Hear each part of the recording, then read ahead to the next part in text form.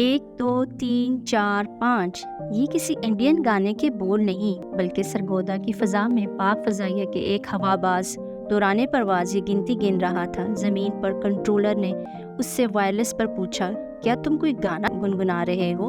ہوا باز نے کہا، نہیں، میں بھارتی ہنٹر کو گن رہا ہوں۔ کنٹرولر نے کہا، کیا ہنٹر سے مراد کوئی پرندے ہیں؟ ہوا باز نے کہا، میرے لیے یہ پرندوں کی مانند ہی ہیں۔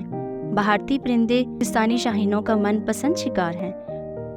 گنتی گننے والا یہ ہوا باز کوئی اور نہیں، پاکستان کا عظیم ہیرو محمد محمود عالم تھا، جس نے 7 ستمبر 1965 کو پاک بھارت جنگ میں سرگودا کے محاذ پر 5 بھارتی ہنٹر طیاروں کو 1 منٹ کے اندر گرا کر عالمی ریکارڈ قائم کیا۔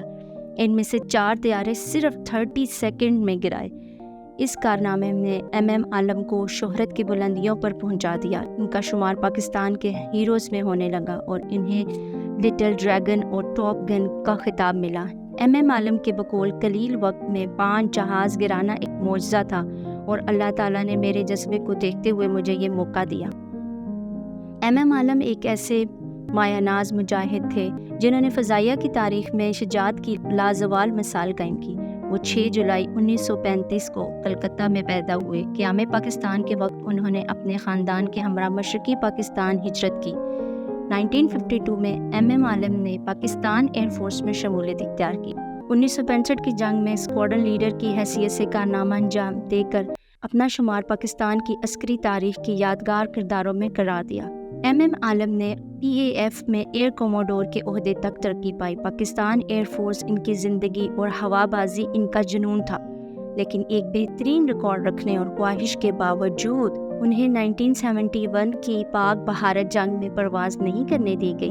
یہ بات بھی تاریخ کے اوراق میں محفوظ ہے کہ بنگلہ دیش کے وزیر اعظم شیخ مجیب الرحمان نے ایم عالم کو بنگلہ دیش ایئر فورس کے چیف کا عہدہ سنبھالنے کی پیشکش کی تھی، جسے ایم عالم نے یہ کہہ کر ٹھکرا دیا تھا کہ میں بنگلہ دیش فضائیہ کا کمانڈر چیف بننے کے بجائے پاک فوج میں ایک ادنی عہدے پر رکنے پر فخر محسوس کرتا ہوں۔ ایم عالم نے اپنی زندگی میں کبھی اصولوں پر سمجھوتا نہیں کیا۔ یہی وجہ ہے کہ اس وقت کے پاک فضائیہ کے سربراہ ایئر چیف سے ان کے کچھ اختلافات منظر عام پر آئے، جو اس وقت بڑھ گئے جب ایم عالم نے صدر ضیاء الحق کو اپنے ساتھ ہونے والی زیادتیوں پر ایک خط تحریر کیا، جس کے بعد 1980 میں انہیں ایئر کوموڈور کے عہدے سے جبراً ریٹائر کر دیا گیا اور اس طرح پاکستان ایئر فورس کا ایک تابناک افسر اپنے اعلیٰ افسروں کی انا کی بھین چڑھ گیا۔ اپنی تضحیک آمیز ریٹائرمنٹ سے ایم عالم اتنے دل برداشتہ ہوئے کہ انہوں نے اپنی ریٹائرمنٹ کی پینشن لینے سے بھی انکار کر دیا۔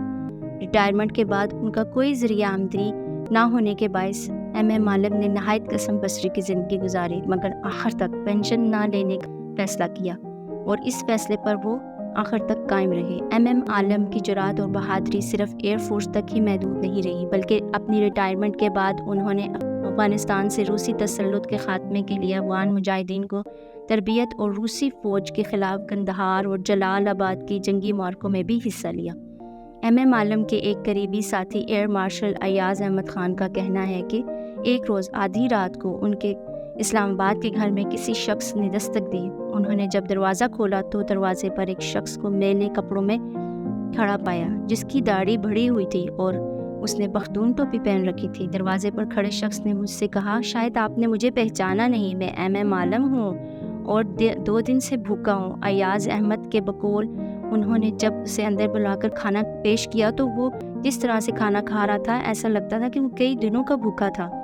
جس کے بعد ایم عالم کا مجھے کچھ پتہ نہ چلا، مگر خبریں آتی رہیں کہ وہ مجاہدین کے ساتھ افغان جہاد میں شریک ہیں۔ قومی مشاہیر کے احسانوں کا بدلہ اتارنے کا ہمارا ریکارڈ کچھ اچھا نہیں۔ ڈاکٹر عبدالقدیر خان کی طرح ایم عالم بھی ان بدقسمت ہیروز میں شامل ہیں جنہیں اعلیٰ حکومتی عہدوں پر فائز کرنے کے بجائے نہ صرف جبراً ریٹائر کر دیا گیا بلکہ ان کے کارناموں کو بھی بھلا دیا گیا۔ ایم عالم نے اپنی زندگی کے آخری ایام بڑی قسم بسری میں فاقوں کی حالت میں گزارے۔ 5 بھارتی جنگی ہتھیاروں کو 1 منٹ میں سے بھی کم وقت میں گرانے کا عالمی ریکارڈ قائم کرنے والے ٹاپ گن کو کیریئر کے عروج میں پاکستان بھر سے سینکڑوں لڑکیوں کے خطوط موصول ہوئے۔ جس میں وہ اس نوجوان پائلٹ سے شادی کرنے کی خواہش مند تھی، مگر ایم عالم نے اپنی پوری زندگی قوم کے لیے وقف کر دی، اس لیے وہ آخر تک غیر شادی شدہ رہے۔ پاکستان کے اس عظیم ہیرو کی نماز جنازہ PAF بیس مسرور میں ادا کی گئی، جس میں پاکستان ایئر فورس کے اعلیٰ افسران بھی شریک تھے، جس کے بعد ایم عالم کو فوجی اعزاز کے ساتھ سپرد خاک کر دیا گیا۔ شاید حکومت نے بھی ملک کے اس عظیم ہیرو کو ستارہ جرات سے نواز کر اور لاہور کی ایک شاہراہ کو ایم عالم روڈ کے نام منسوب کر کے اس کے احسانوں کا بدلہ چکا دیا ہے۔ جنون کی حد تک وطن سے محبت کرنے والا یہ عظیم سرفروش آج ہم میں نہیں رہا۔ ملک بھی ایک حقیقی محب وطن پاکستانی سے محروم ہو گیا، لیکن اقبال کے اس شاہین کے کارنامے اور شجاعت کی لازوال مثال رہتی دنیا تک زندہ رہے گی، انشاءاللہ۔